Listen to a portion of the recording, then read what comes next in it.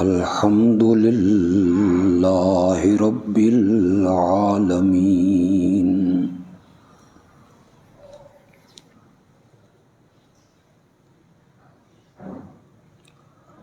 وہی اللہ جس نے تمہارے لیے زمین کو ٹھہرنے کی جگہ بنایا اور آسمان کو چھت بنایا،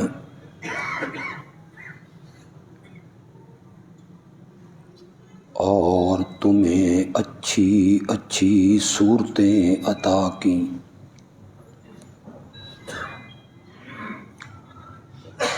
اور تمہیں صورتیں عطا کیں، پھر اچھی اچھی صورتیں تمہیں دیں، ستھری چیزوں سے تمہیں روزی عطا کی۔ ان صفتوں کا مالک جو اللہ ہے وہی ہے تمہارا رب، پس برکت والی ذات اللہ کی ہے جو سارے جہانوں کا پالنہار ہے۔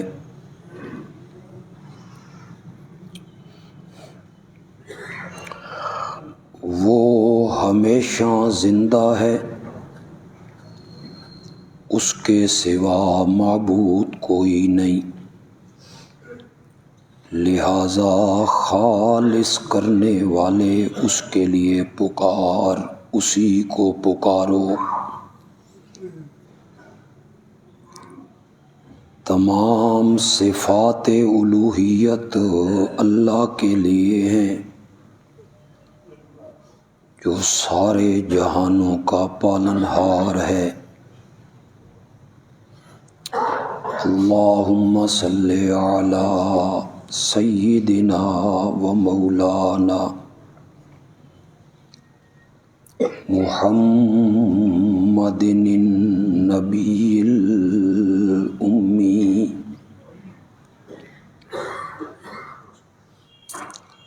وعلی آلہ و اصحابہ وبارک وسلم ثم صلی علیہ۔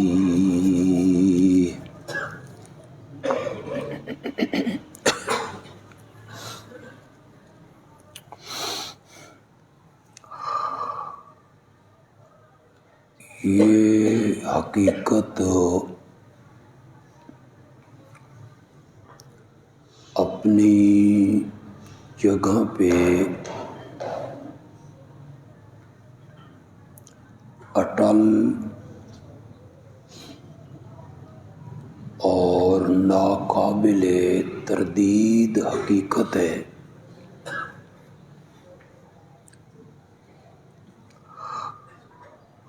کہ اللہ رب العزت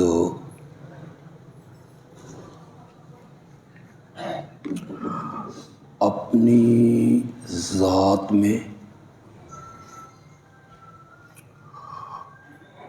اور اپنی تمام تر صفات میں وحدہ لا شریک ہے۔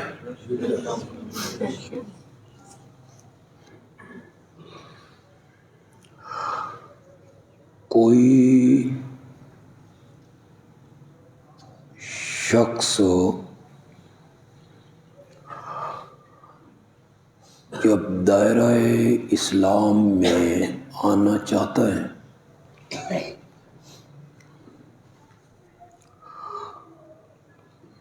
اس سے اقرار کروایا جاتا ہے اشہد ان لا الہ الا اللہ وحدہ لا شریک لہ۔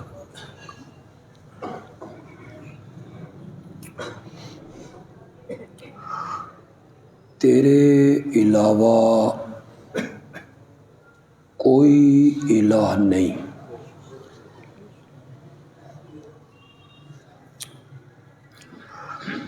تیرے علاوہ کوئی معبود نہیں۔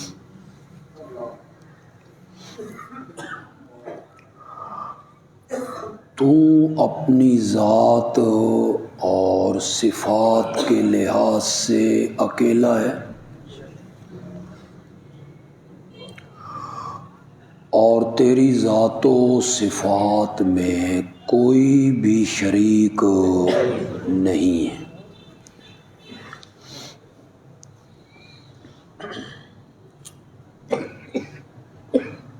حج کرنے جب کوئی آدمی روانہ ہو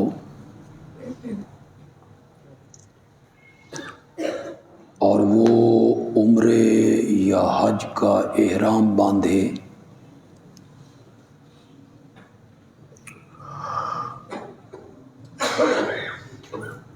اس نے جو تلبیہ پڑھنی ہے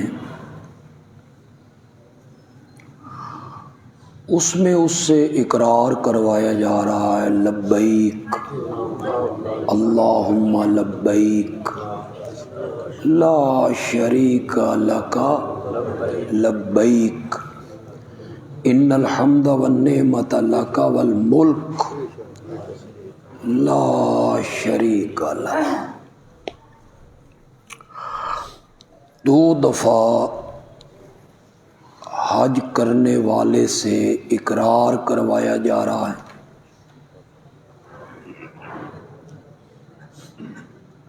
کہ تو وحدہ لا شریک ہے۔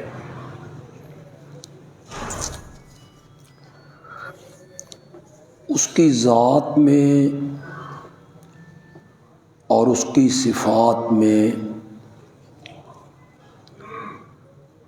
کوئی بھی سانجھی اور شریک نہیں ہے۔ ادھر ساری مخلوقات سے اعلیٰ، ساری مخلوقات سے بلند تر، ساری خلقت سے افضل، برتر، بالا قدر اگر کوئی شخصیت ہے تو وہ حضرت محمد الرسول اللہ صلی اللہ علیہ وسلم کی ہے۔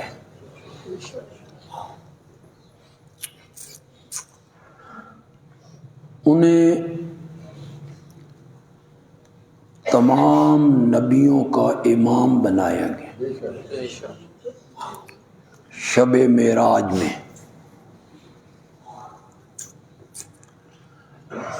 انہیں خاتم النبیین کے منصب پہ بٹھایا گیا۔ نبوت کا دروازہ ان پر بند کر دیا گیا۔ پھر انہیں عالمین کے لیے رحمت قرار دیا۔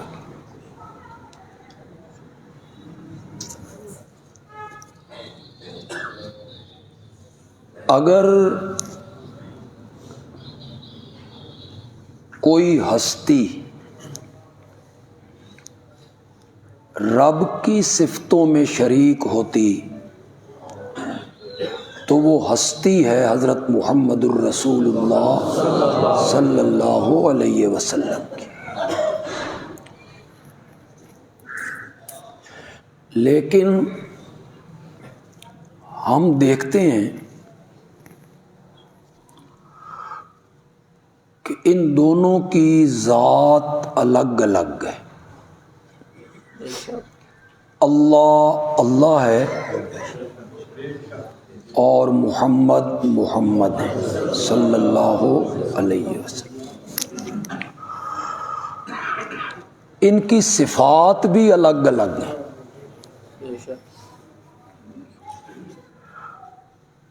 جو صفتیں اللہ کی ہیں وہ صفتیں ان میں نہیں پائی جاتی۔ کیونکہ وہ اپنی ذات و صفات کے اعتبار سے وحدہ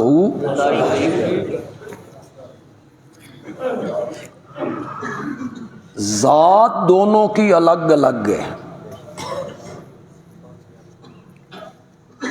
اور صفات بھی دونوں کی الگ الگ ہے، لیکن بات دونوں کی ایک ہے۔ سمجھ آئی میری بات؟ بس اس نقطے پہ رہیے گا۔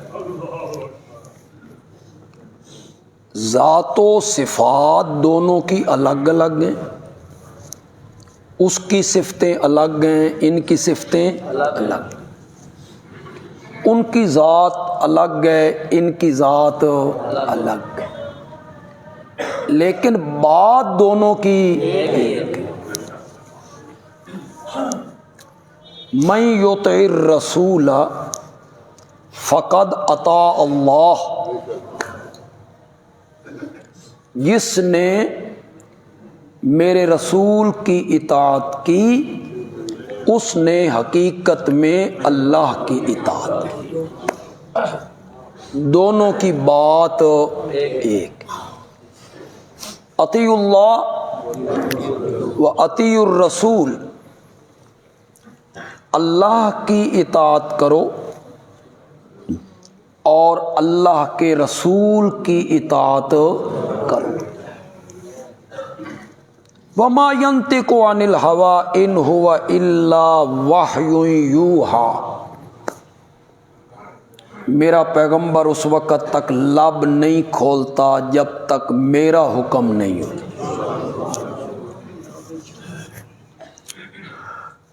بات دونوں کی ایک ہے۔ آخری خطبے میں بھی میرے نبی نے یہی فرمایا تھا، وہ جو حجۃ الوداع میں آپ نے خطبہ دی، ترکت فیکم امرین، میں تم میں دو چیزیں چھوڑ کے جا رہا ہوں، مضبوطی سے پکڑے رکھو گے تو دنیا کی کوئی طاقت تمہیں گمراہ نہیں کر سکتی، رستے سے کبھی نہیں بھٹکو گے۔ کتاب اللہ، ایک اللہ کی کتاب چھوڑ کے جا رہا ہوں، و سنتی، اور ایک اپنی سنت، اپنا اسوہ، اپنا طریقہ، اپنی سیرت کو چھوڑ کے جا رہا ہوں۔ دو چیزیں، دونوں کا حکم ایک ہی ہے، اللہ کی بھی ماننی ہے اور اللہ کے رسول کی بھی ماننی۔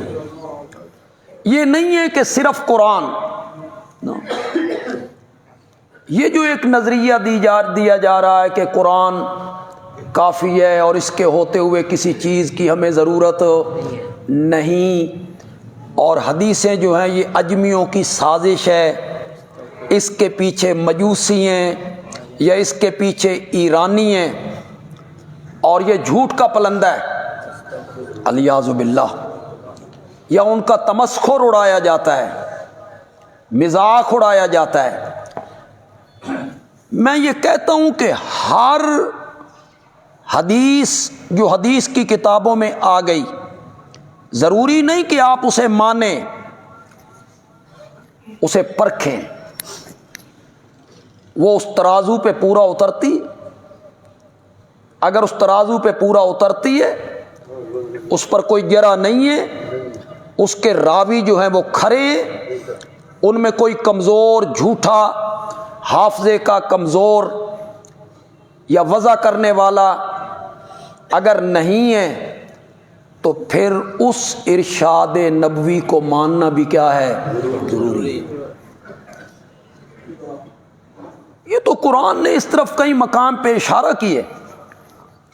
میں اس طرف چلا جاؤں گا تو میں اپنے موضوع سے تھوڑا سا ہٹ جاؤں گا۔ موضوع میرا یہ ہے کہ اللہ اور نبی کی ذات الگ الگ ہے، لیکن دونوں کی بات کیا ہے؟ ایک۔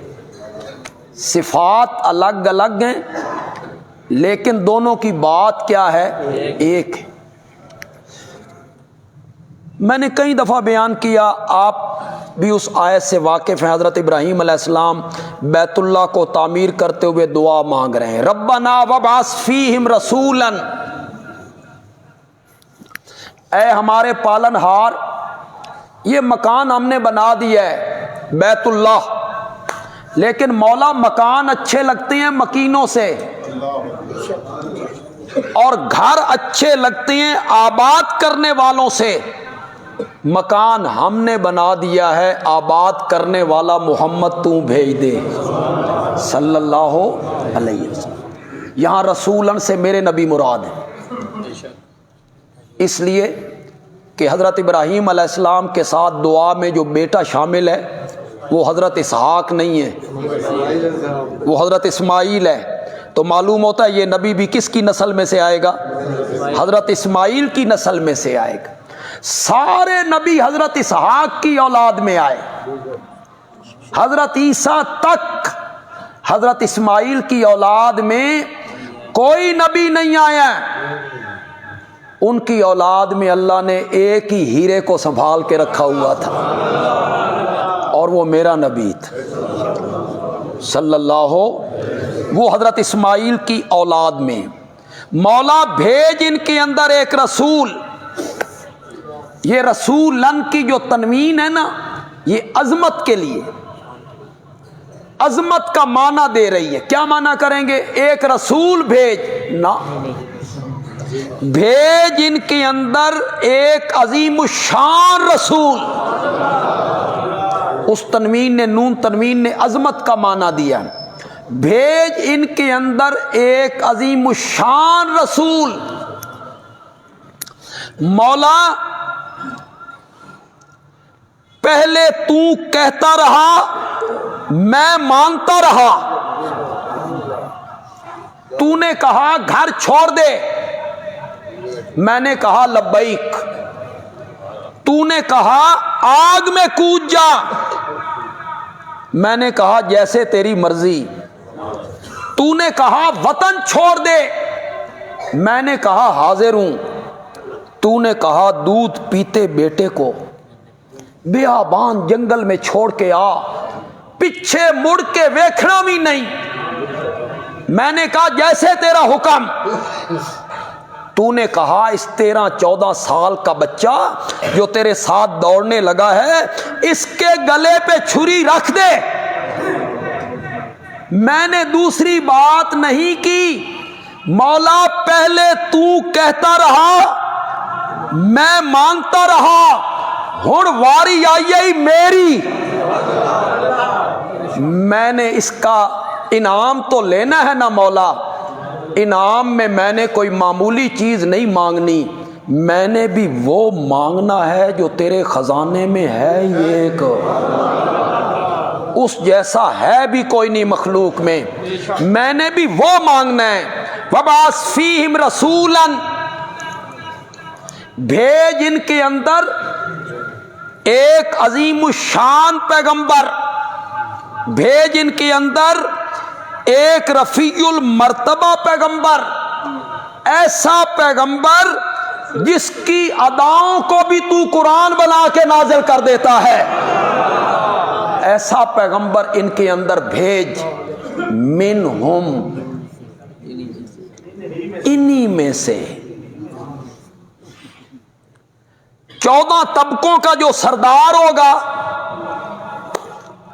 ساری کائنات کا امام ہوگا، قیامت کے دن حوض کوثر کا ساقی بنے گا، حمد کا جھنڈا اس کے ہاتھ میں ہوگا، مقام محمود کا دولہا بنے گا، جنت کا دروازہ سب سے پہلے کھٹکھٹائے گا، سب سے اعلیٰ، سب سے برتر، سب سے بالا قدر، مولا وہ پیغمبر جنوں میں سے نہ بھیجنا، ورنہ فخر جن کرتے رہیں گے کہ وہ عظیم پیغمبر ہماری جنس میں سے ہے، مولا وہ نوریوں میں سے نہ بھیجنا، ورنہ فخر نوری کرتے رہیں گے کہ وہ عظیم پیغمبر ہم میں سے ہے، مولا انسانوں میں سے بھیجنا تاکہ فخر بھی انسان کرتے رہیں۔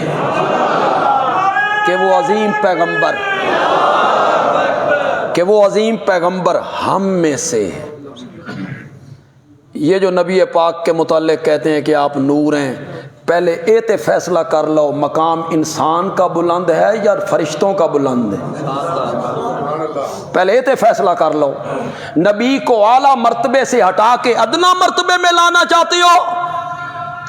والتین والزیتون وطور سینین وہذا البلد الامین لقد خلقنا الانسان۔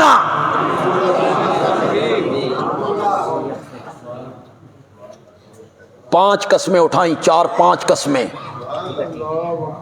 وَلَقَدْ خَلَقْنَا الْإِنسَانَ فِي أَحْسَنِ تَقْوِيمٍ، ہم نے انسان کو اس طرح بنایا اس دا مل ہی کوئی نہیں، اس کی قیمت ہی کوئی نہیں۔ نوریوں کو تو اس کے آگے جھکایا گیا تھا۔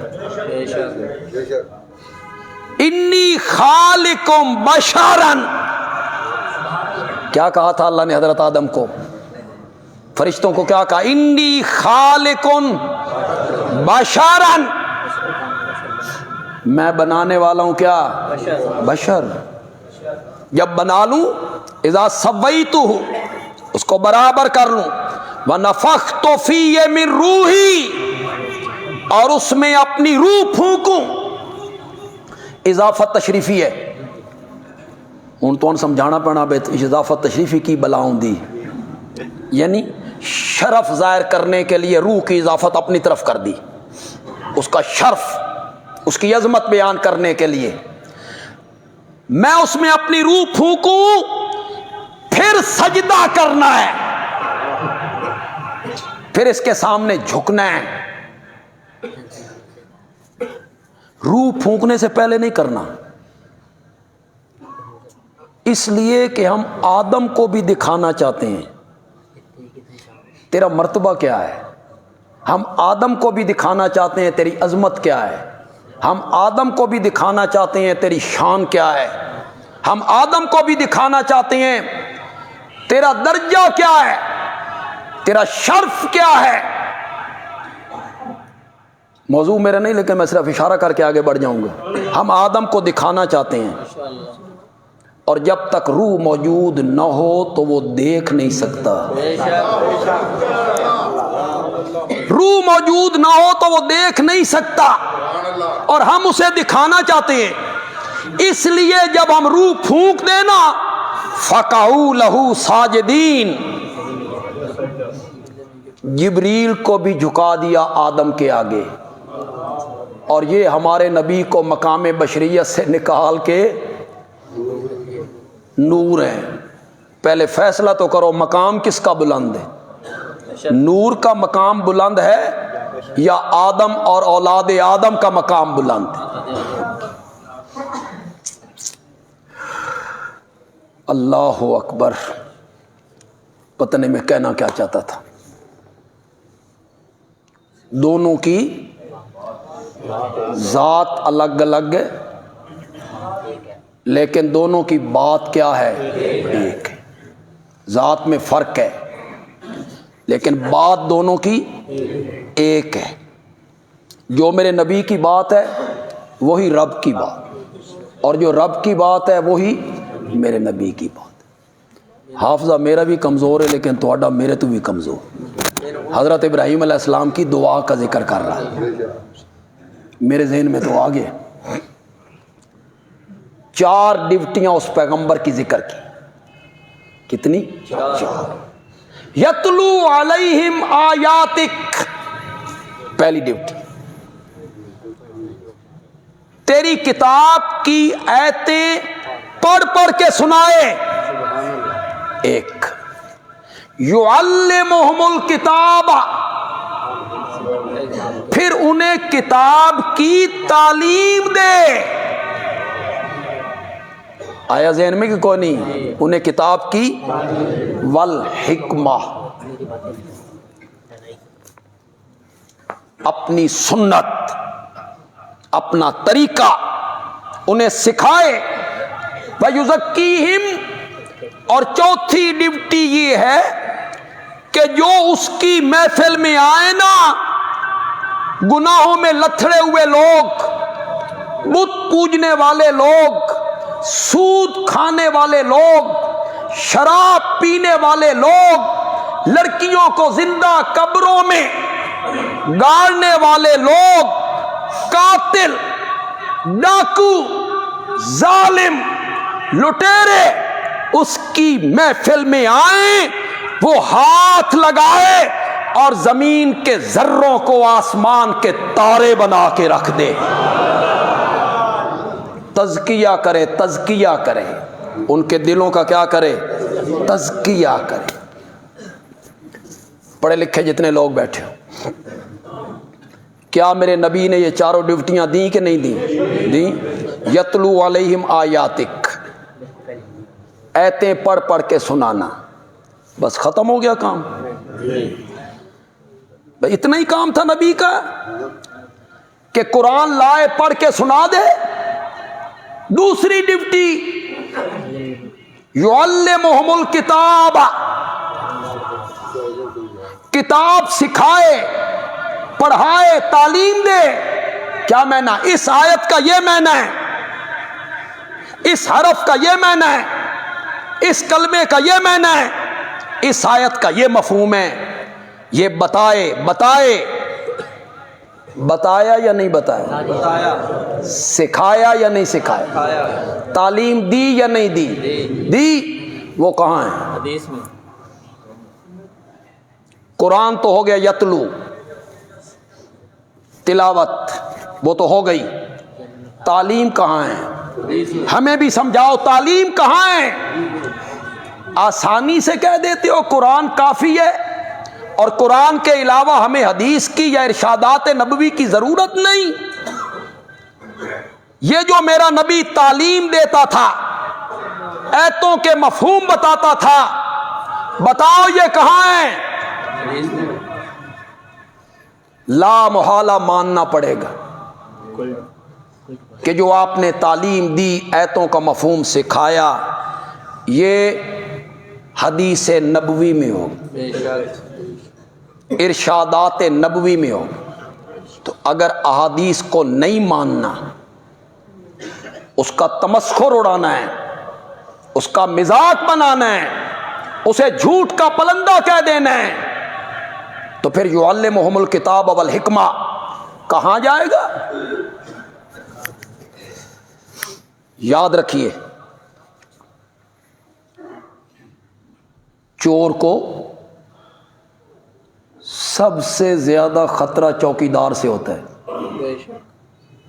سمجھو کہ کوئی نہیں سمجھو؟ چور کو سب سے زیادہ خطرہ کس کا ہوتا ہے؟ چوکیدار کا۔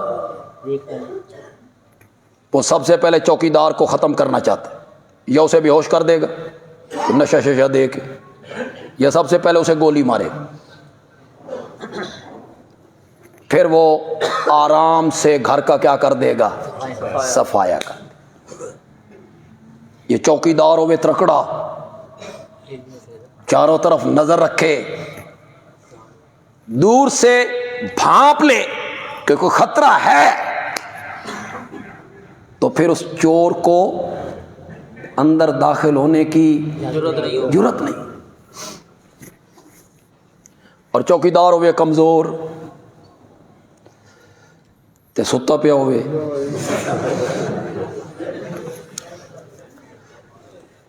تو پھر چور کے لیے آسان ہو جائے۔ دروغ بر گردن راوی، یہاں کسی فیکٹری میں ایک چوکیدار رکھا گیا، اس بیچارے کی عمر تھی 75 سال، بوڑھا آدمی، وہ سارا دن پھرتا جرتا ہے، پھر تھک جاتا ہے، رات کو وہ سو گیا، عمر ایسی تھی۔ چور آئے، دیوار پھلانگ کے اندر داخل ہوئے، سب سے پہلے انہوں نے مکان کا، اس فیکٹری کا صفایا کیا، اور جاتے ہوئے گیٹ کھول کے چوکیدار کو آ کے جگایا، بزرگو اسی جا رہے ہیں، دروازہ بند کر لو۔ وہ کمزور ہوگا تو پھر اس کا نتیجہ یہی نکلے۔ مجھے شہریوں کو تو پتہ نہیں، دیہاتیوں میں جو ہمارے لوگ ہیں وہ تلاش میں ہوتے ہیں کہ کوئی سستا جہا امام لبھنا چاہیے جی تنخواہ ایڈی، وہ کہتے ہیں ہمیں کیا ضرورت ہے کسی شیخ الحدیث یا پڑھے لکھے بندے کو رکھنے کی، بس علم ترى کیفا عالم ہے نہیں جی، عالم کی کیا ضرورت ہے، نماز پڑھان واسطے کوئی عالم دی ضرورت ہے، میرا حافظ ہی ٹھیک ہے لیکن تنخواہ 7,000 روپے لے، تو وہ سستا امام تلاش کرتے۔ ہمارے علاقہ چھچ میں ایک عالم صاحب مجھے کہنے لگے، مجھے ایک گاؤں کے لوگوں نے کہا کہ جی کوئی سستا جہا امام ڈھونڈ کے دیو، ساڑی گنجائش نہیں، میں بھی کہا ماتڑ جہا ایسی، میں آکھے انہوں لے جاؤ، اس نو مسجد کو نہیں سی لب دی، انہوں نے امام کو نہیں سی لب دی۔ اب وہ جو امام میں نے بھیجا وہ نماز پڑھانے لگا، تو وہ نماز ختم کرتے ہوئے کہتا السلام علیکم ورحمۃ اللہ، الصلاۃ خیر من النوم۔ نمازیوں نے کہا جی یہ کیا؟ اس نے کہا جب میں نے دائیں طرف سلام پھیرا نا تو میں سمجھا میں نماز پڑھا رہا ہوں، اور جب بائیں طرف پھیرا نا تو میں نے سمجھا میں صبح کی اذان دے رہا ہوں۔ 7,000 پھر ایو جی لبنا۔ مولانا اشرف علی تھانوی رحمۃ اللہ علیہ نے لکھا ایک امام صاحب تھے، انہوں نے نماز پڑھائی اور سجدہ صاف کر دی، مقتدیوں نے پیچھے سے سوچا ابھی غلطی کوئی نہیں ہوئی، فرض میں تاخیر نہیں ہوئی، واجب چھوٹا نہیں، سجدہ صاف کیوں؟ تو بعد میں مقتدیوں نے پوچھا حضرت یہ کون سا واجب رہ گیا تھا یا فرض میں تاخیر ہو گئی تھی؟ اس نے کہا نہیں میرا وضو ٹوٹ گیا سی۔ اس نے سمجھا وضو ٹوٹ جائے بھی سجدہ صاحب نال قابو ہوگا۔ 7,000 پھر انہیں ہی لبنے نے۔ تلاش کیا کرو سستے مولوی مسجدوں میں، ہمارے دیہاتوں میں جب کوئی عالم اور خطیب صاحب آتے ہیں مجھے رکھ لو جی آپ کی مسجد خالی ہے، تو وہ لوگ کہتے ہیں آؤ جی جمعہ ٹیسٹ دو، جمعہ پڑھاؤ۔ اس نے جا کے جمعہ پڑھایا، پھر بعد میں بندے بیٹھ گئے، نے کہا صورت چنگیز، معیار دیکھیں، آپ لوگوں کا معیار دیکھیں، صورت چنگیز۔ دوسرے نے کہا ہاں مخالفاں دیاں پھٹیاں بھی ٹنگیاں بھندا، چنگی مرمت کیتی سی یار۔ کسی نے نہیں پوچھا آپ کے پاس حدیث کی سند ہے، قرآن کی تفسیر آپ نے پڑھی ہے، فقہ کے مسائل آپ جانتے ہیں؟ نو، اس کی کوئی ضرورت نہیں۔ خدا گواہ ہے کوئی فیلڈ ایسی نہیں جس میں بغیر ڈپلومے کے آپ پریکٹس کر سکیں، کوئی نہیں۔ جس آدمی کے پاس LLB کی سند نہیں وہ چیمبر نہیں کھول سکتا، MBBS کی ڈگری نہیں وہ MBBS نہیں لکھوا سکتا، پریکٹس نہیں کر سکتا، ڈگری ضروری۔ واحد جگہ ہے کسی سند کی، ڈپلومے کی کوئی ضرورت نہیں۔ توتی کیسے بولتی ہے، مخالفین کی پھٹیاں کیسے اڑاتا ہے، یہ معیار ہے ہمارا، خطابت کے لیے یہ معیار ہو گیا ہے ہمارا۔ چور کو سب سے زیادہ خطرہ چوکیدار سے ہوتا ہے، وہ چوکیدار کو ختم کرنا چاہتا ہے، پھر اس کا کام آسان بنتا ہے۔ منکرین حدیث کو سب سے زیادہ خطرہ محدثین سے ہوتا ہے، جو حدیثیں لکھنے والے علماء ہیں۔ امام بخاری ہے، امام مسلم ہے، امام ترمذی ہے، ابن ماجہ ہے، نسائی ہے، محدثین ائمہ مجتہدین، سب سے زیادہ خطرہ اسے ان سے ہوتا ہے، ان کی کردار کشی کرتا ہے۔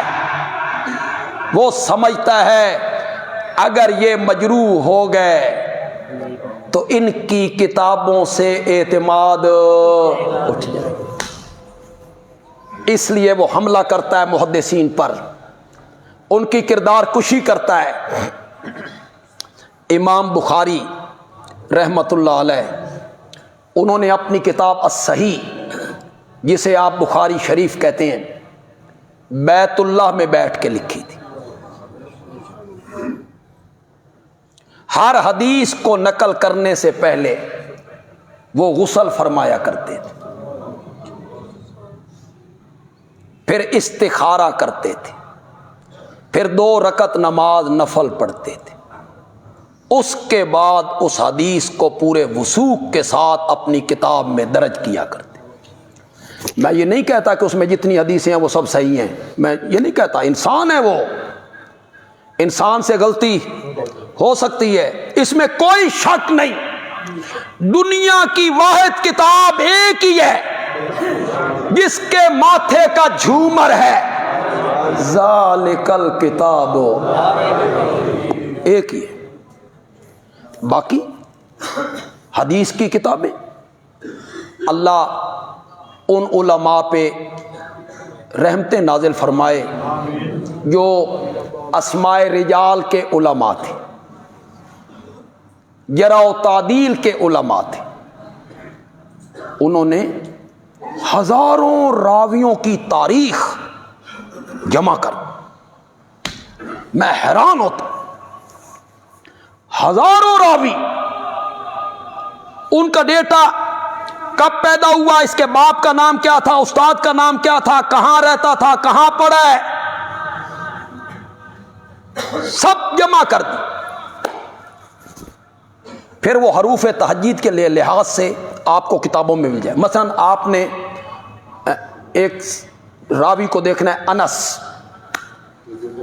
تو آپ الف والی پٹی نکالیں، اس میں آپ کو وہ راوی مل جائے۔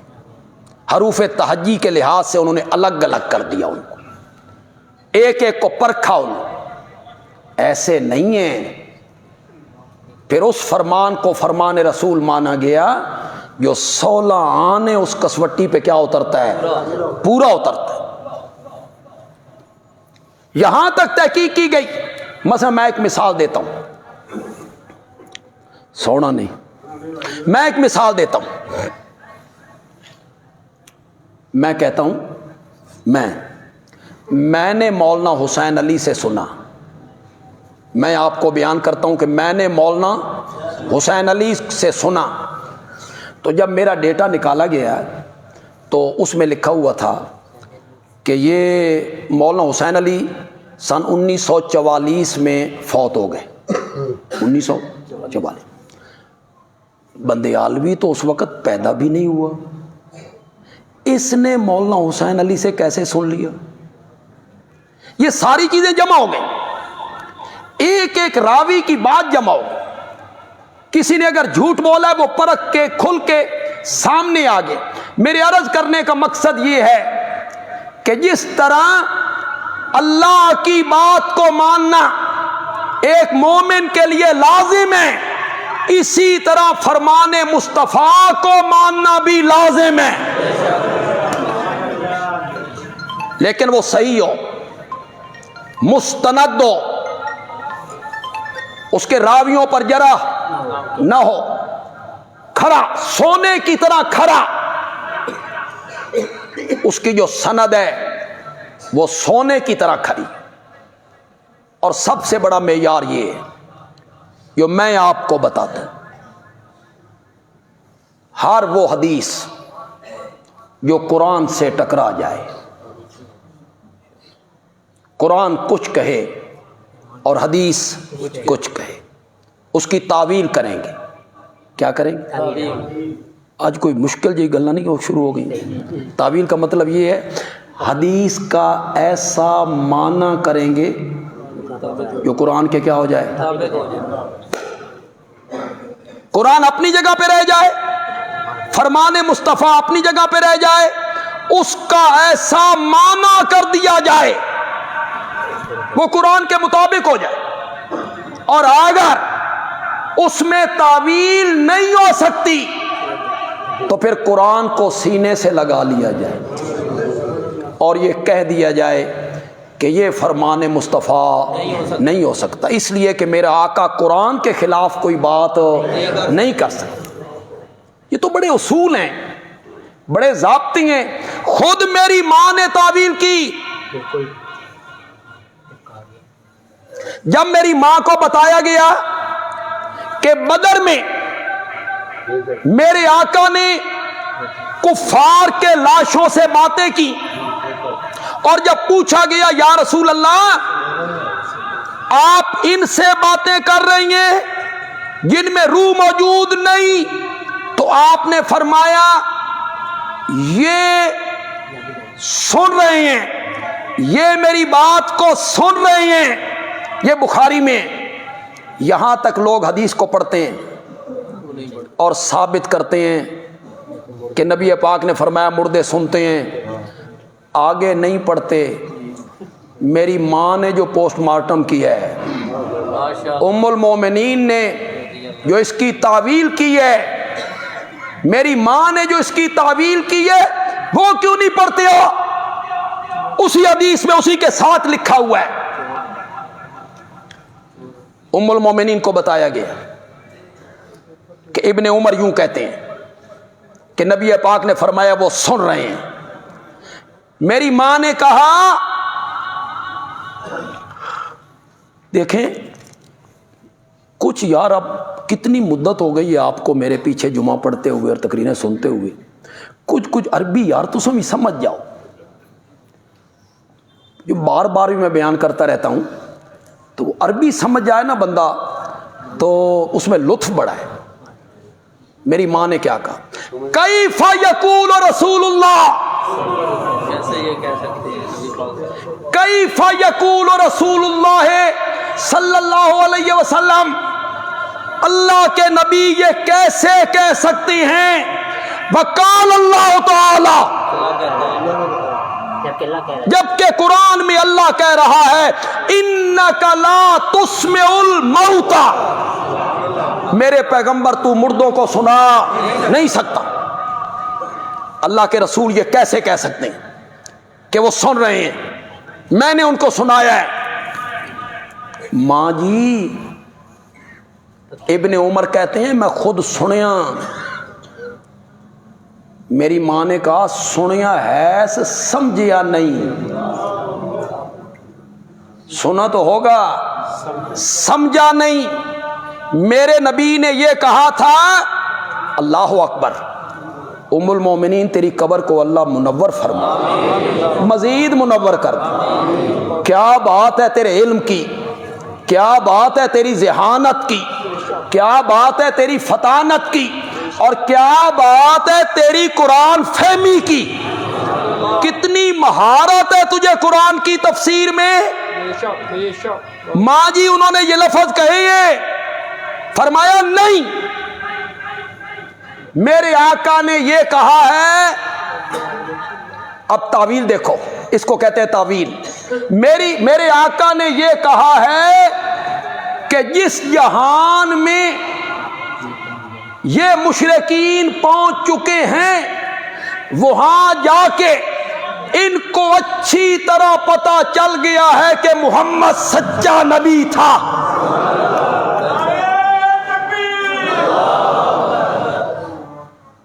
ابن عمر کیا کہتے تھے، لا یسمعون، نبی پاک نے فرمایا وہ سن رہے ہیں۔ میری ماں نے کہا نہیں کہا، انہوں نے کہا ہے لا یعلمون۔ یسمعون کا معنی کیا کر دیا، اس کو کہتے ہیں تعویل۔ حدیث کا ایسا معنی کر دینا کہ قرآن اپنی جگہ پہ رہ جائے اور فرمان مصطفیٰ اپنی جگہ پہ رہے۔ اس کی بڑی مثالیں ہیں اس کی۔ حدیث کی تعویل ہو سکے، یعنی ایسا مفہوم بیان ہو سکے جو قرآن کے مطابق ہو جائے، ٹھیک۔ اگر نہ ہو سکے تو پھر قرآن کو سینے سے لگائیے اور سمجھ جائیے یہ فرمان مصطفیٰ نہیں ہو سکتا، اس لیے کہ میرے نبی کا کوئی فرمان قرآن کے خلاف نہیں ہو سکتا۔ اللہ کی بات کو بھی ماننا ہے اور آمنہ کے لال کی بات کو بھی ماننا ہے. دونوں کی بات کیا ہے؟ ایک. ذات دونوں کی الگ ہے، صفتیں بھی دونوں کی الگ ہیں، ذات بھی دونوں کی الگ ہے، لیکن بات دونوں کی کیا ہے؟ ایک. اللہ کیا ہے؟ لیس کمثلہ شیء، اس کے مثل کوئی نہیں. لیس کمثلہ شیء، اس جیسا کوئی نہیں. کس میں؟ ذات میں. کس میں؟ صفات میں. صفتیں کتنی ہیں؟ بے شمار. یہ جو آپ قرآن کے پہلے ہر صفحے پہ اور گتے کے اندر اللہ کے 99 نام لکھے ہوئے دیکھتے ہیں، یہ کوئی 99 نہیں، صرف 99 نام ہے میرے رب کے نام. اور وہاں جا کے دیکھنا جن لوگوں نے وہ 99 نام پورے کیے ہیں اس میں رب والا نام کوئی نہیں، جبکہ قرآن میں اللہ کے نام کے علاوہ سب سے زیادہ میرے رب کی جس تعریف کا ذکر ہے وہ کون سا ہے؟ رب. الحمدللہ رب العالمین، قل اعوذ ربنا ربنا ربنا. وہ 99 جنہوں نے پورے کیے اس میں رب کوئی. کسی حدیث میں کچھ نام ہے، کسی حدیث میں کچھ نام. میں نے جو خطبات کی 8ویں اور 9ویں جلد اسماء الہی پہ لکھی، 128 ناموں پر تو میں نے بحث کی. 128 ناموں. اور اگر اور تحقیق کی جائے بے شمار نام، 99 نہیں. یہ 99 کا لفظ کثرت سے کنایہ ہے. میرے آقا نے کہا رب کے 99 نام ہیں، وہ معین عدد نہیں تھا بلکہ کثرت کو بیان کرنا چاہتے تھے. مطلب یہ تھا کہ رب کے بے شمار نام، اس کے لیے 99 کا لفظ آپ نے استعمال کر. اور یہ عربی میں، ہماری پنجابی میں، ہر زبان میں یہ عام ہے. کبھی 40 کے ساتھ، کبھی 70 کے ساتھ، کبھی 100 کے ساتھ ہم بات کر دیتے ہیں. مقصد 70 40 100 کا معین عدد نہیں ہوتا، بلکہ مقصد کیا ہوتا ہے؟ کثرت.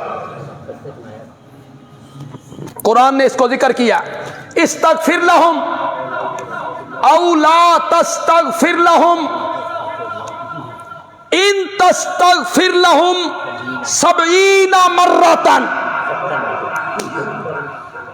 آپ ان منافقوں کے لیے بخشش مانگیں یا نہ مانگیں، 70 بار بھی مانگے نا، میں نے ان کو معاف نہیں کرنا. کیا مطلب ہے؟ 71 مرتبہ مانگو تو معاف کر دو.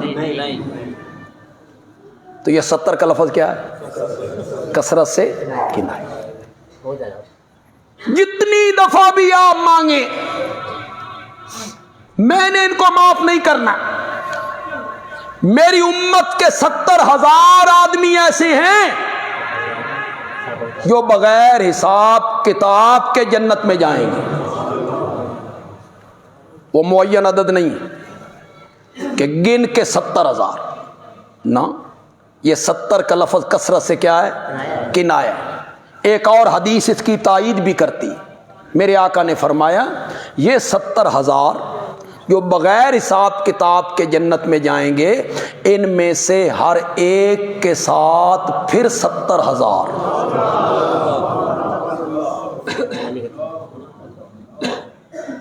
کی خیال ہے؟ ان شامل ہونا چاہتے جی؟ سرج پیڑ چڑھ دیے تھے، پیناڈول والے پاسے بھج دے ہو. تھوڑا سا درد ہوا تو درد والی دوائی کھانی ہے.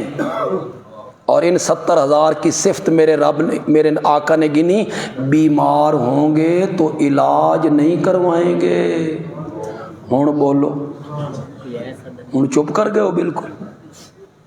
بیمار ہوں گے تو توکل علی اللہ،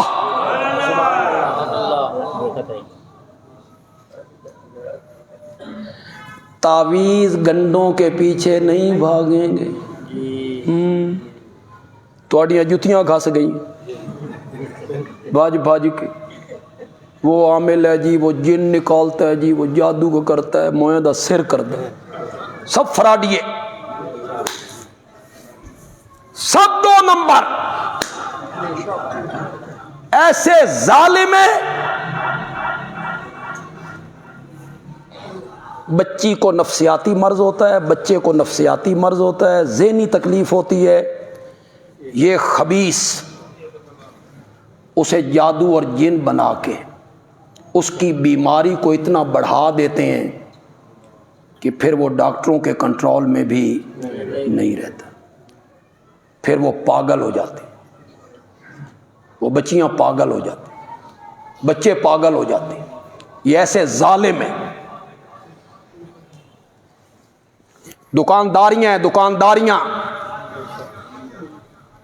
یہاں بازو کریں گے، گٹھ ہو بڑھ گئی ہے۔ آپ میں سے جمعے کے بعد میرے پاس کوئی آئے، میں ودھا کے وکھانا، گٹھ نو ودھاونا گھٹاونا کیڑا فن، پہلے دفعہ یوں کرو، دوسرا دفعہ یوں کرو، بڑھ گئی، اللہ خیر سے بڑھ گئی ہے جی، گھٹ گئی ہے جی، زبان دکھاؤ جی، آنکھیں دکھاؤ جی۔ یہ سب خبیث الفطرت لوگ ہیں۔ میں نے کبھی ایسے جملے استعمال نہیں کیے، لیکن یہ لوگوں کی زندگیوں سے کھیلتے ہیں، یہ بے حیا لوگ، بے شرموں، لو پیسے اس سے، 5,000 10,000 جو لینے ہیں، کھاؤ حرام۔ حقیقت تو بتاؤ ان کو، حقیقت تو بتاؤ ان کو کہ کوئی جن نہیں، کوئی جادو نہیں، کسی اچھی نفسیات کے ڈاکٹر کے پاس جاؤ، علاج کرواؤ اپنا۔ اس کی زندگی سے کھیلتے ہو پیسوں کے لیے، پیسوں کے لالچ میں۔ مرنا نہیں ہے، اللہ تھوڑا او میچا لینا نا کہ تم نے وہاں یاد رکھنا ہے، کچھ نہیں ہوتا، یہ سب فراڈ ہے۔ موحد بندے کو جنہ آ کے کی کرنا، ساڈے کو آ کے کی کرنا نے، یہ 11ویں نہ دین والے دی منجیاں تھلے بڑے رہندے ہیں، راتی 4 پائیاں تھلے آ کے 4 پائیاں الٹتے رہندے ہیں، کدی 4.5 پائیاں تھلے بھیجو، کچھ نہیں ہوتا۔ آیت الکرسی پڑھا کرو، گھر میں سورت بقرہ پڑھا کرو، سورت بقرہ پڑھا کرو، آیت الکرسی رات کو پڑھا کرو، 7 مرتبہ سورت فاتحہ،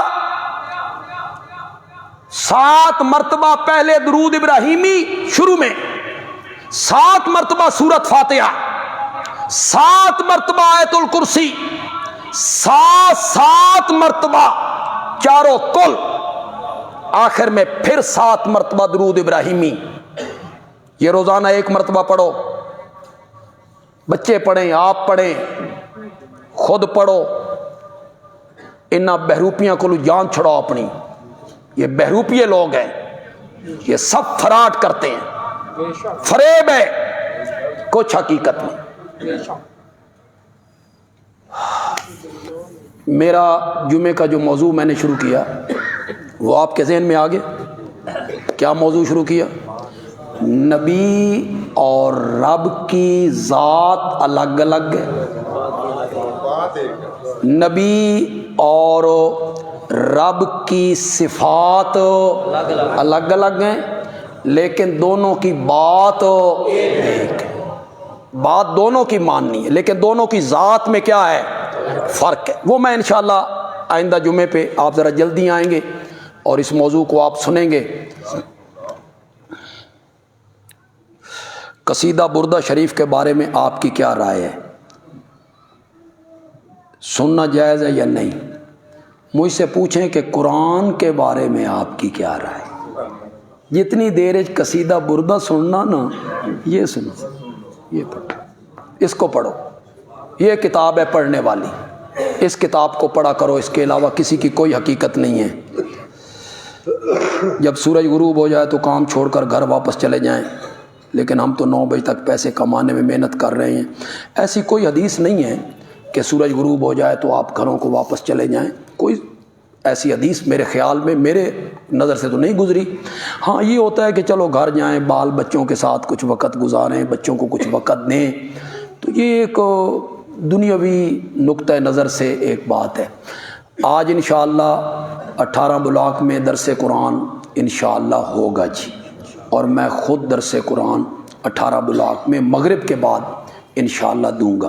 عشاء کے بعد ہمارا پروگرام ہے سبروال کالونی میں جی، مدنی مسجد ہے وہاں سبروال کالونی میں، عزیز بھٹی ٹاؤن کے سامنے، وہاں بھی عشاء کے بعد میں نے خطاب کرنا ہے، اور میرے علاوہ مولانا عبدالتواب عزیز صاحب انہوں نے بھی خطاب کرنا ہے۔ جو ادھر کے لوگ ہیں